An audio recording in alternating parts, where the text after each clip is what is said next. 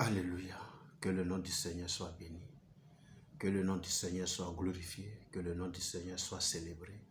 Que le nom du Seigneur soit magnifié dans le nom de Jésus-Christ.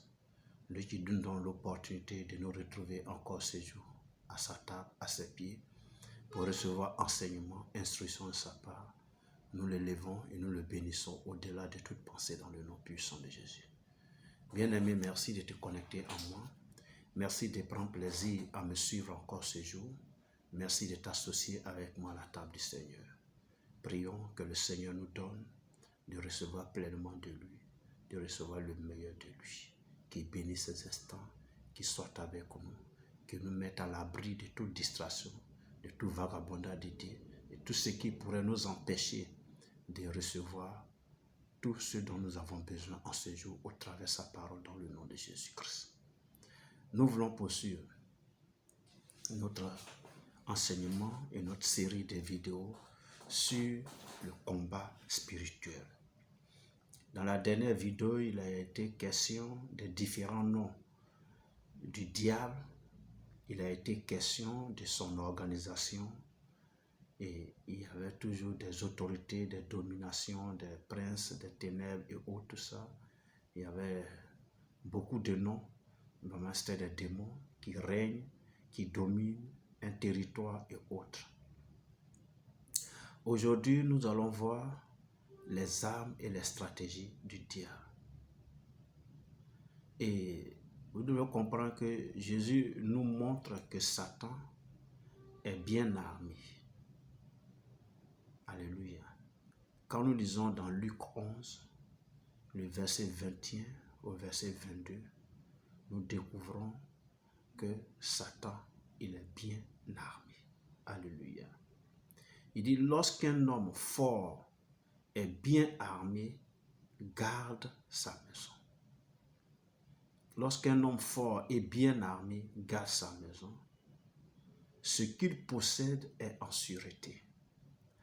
Mais si un plus fort que lui survient et le dompte, et lui enlève toutes ses armes dans lesquelles il se confiait, et il distribue ses dépouilles. Alléluia. Pour dire quoi? L'homme fort ici, c'est le diable. Jésus fait allusion au diable. Il dit, lorsqu'un homme fort est bien armé, donc le diable, il est fort et il est bien armé. Ça, il ne faut pas que tu l'ignores.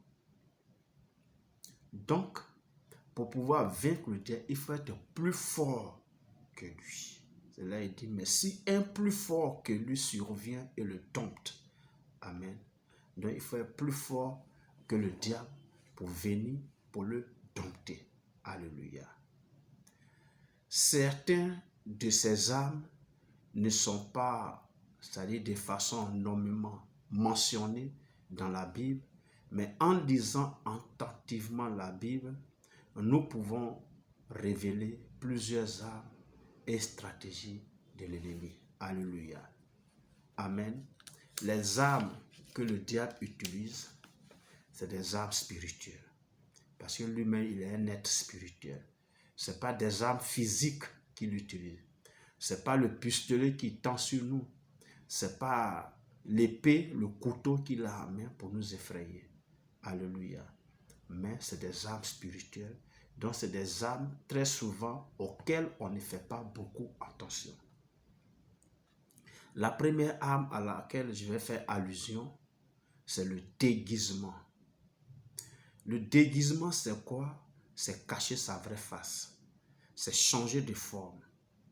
C'est se camoufler. Satan se déguise en ange de lumière. On l'a vu dans le nom. On l'appelle aussi l'ange de lumière. C'est sa stratégie préférée pour infiltrer les églises. Il peut donc infiltrer ces gens pour occuper des postes élevés dans une église, prêcher la parole de Dieu, prophétiser et imiter tout ce que les chrétiens ou les pasteurs font. Paul avertissait ainsi donc les Corinthiens en leur disant, dans le livre de 2 Corinthiens 11, verset 13 à 15, il dit ceci. Ces hommes-là sont de faux apôtres, des ouvriers trompeurs, déguisés en apôtres de Christ. Et cela n'est pas étonnant, puisque Satan lui-même se déguise en ange de lumière. Il n'est donc pas étrange que ces ministres aussi se déguisent en ministres de justice. Leurs fins, cela seront leurs œuvres. Alléluia. Pour vous dire quoi? Ce ne sont pas toutes les prophéties qu'il faut porter crédit. Alléluia. Le diable travaille. Et ça, nous pouvons le voir dans la Bible. Paul lui-même qui dit cela, c'est parce qu'il a été victime de ça. Amen. Il a été victime de ça. Cette femme possédait d'un esprit de python. Mais ce qu'elle disait était vrai. C'est les hommes de Dieu qui annoncent la voie du salut. C'est ce qu'elle disait sur eux. Mais elle, ce qu'elle dit est faux. Non, ce n'était pas faux. Alléluia. Donc, il peut arriver que dans les assemblées là, il y a des hommes de Dieu, il y a des enfants de Dieu, entre griffes bien sûr, qui sont en réalité animés par l'esprit du démon, mais qui sont déguisés en anges de lumière. Alléluia. Quand on parle de la lumière dans le milieu spirituel, il est question de Dieu ici. Donc quand on parle de l'ange de lumière, il est question des anges de Dieu, de l'Éternel. Mais là, il peut arriver que le diable se déguise aussi en ange de lumière. Et donc, il a également au milieu de nous ces agents qui se déguisent en des apôtres, en des pasteurs de justice, alors qu'ils travaillent pour le diable. Le déguisement. Ce n'est pas facile de le voir, mais le diable utilise cette arme également pour nuire aux enfants de Dieu, pour tromper les enfants de Dieu et les envoyer sur notre voie qui est différente de la voie du Seigneur. La deuxième arme à laquelle je vais faire allusion, c'est l'aveuglement. Satan cherche à aveugler l'intelligence des hommes pour qu'ils ne se convertissent pas.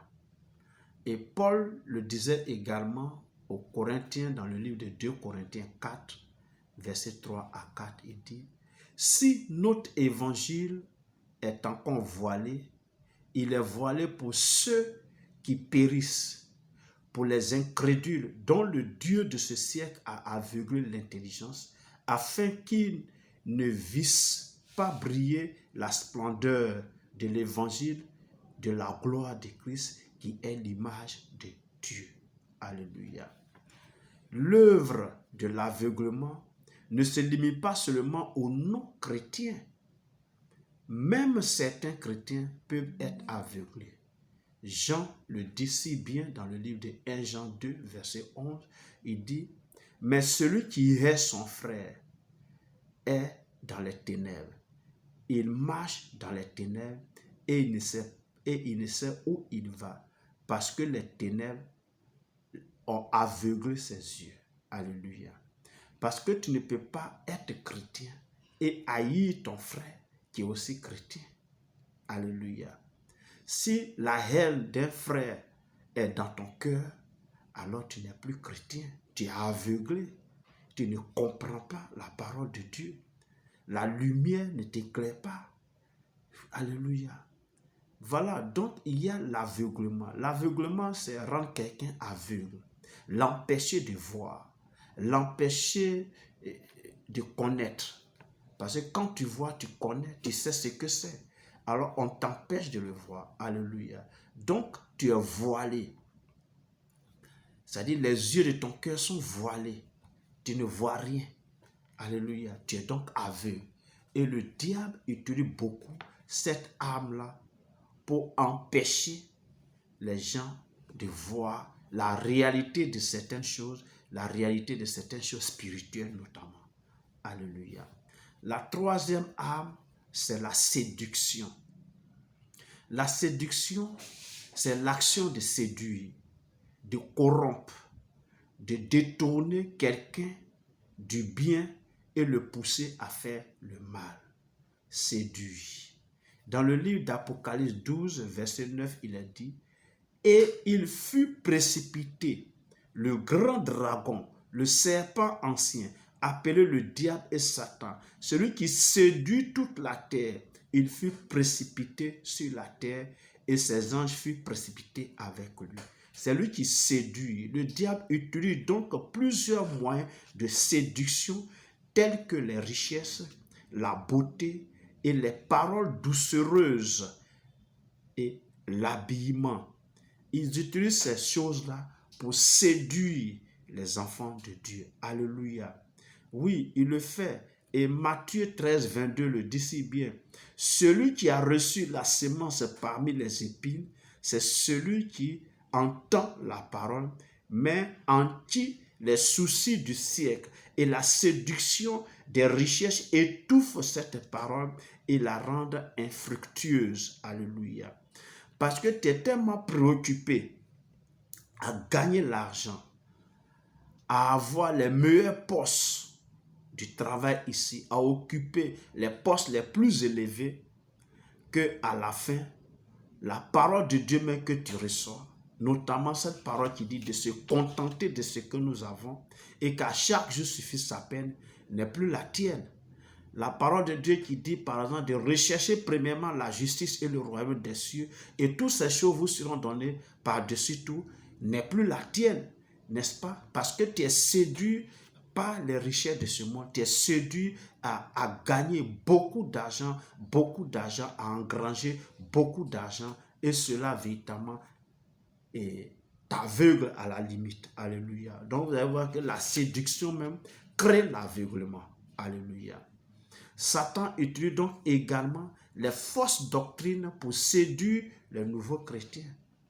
Amen. Et même les non-chrétiens. Et dans le livre d'Éphésiens 4, versets 14 à 15, la Bible dit ceci.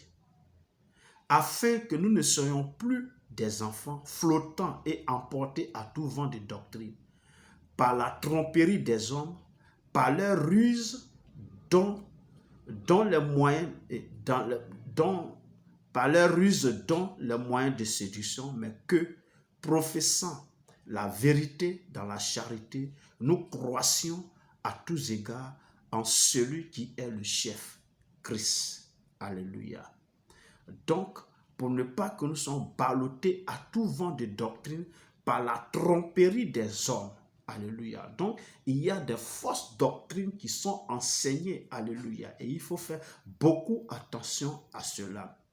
Le livre des Proverbes nous montre la stratégie de la femme étrangère qui séduisit un jeune homme avec ses paroles. La Bible dit dans Proverbes 7, verset 21, elle le séduisit à force de paroles. Elle l'entraîna par ses lèvres doucereuses. Alléluia. Donc, la séduction est aussi une arme du diable. Amen. Je n'ai pas encore fini avec les armes, mais je vais le poursuivre dans la prochaine vidéo. Merci de m'avoir suivi. Merci de m'avoir écouté. Nous sommes donc à la prochaine. D'ici là, porte-toi bien au nom de Jésus-Christ. Amen.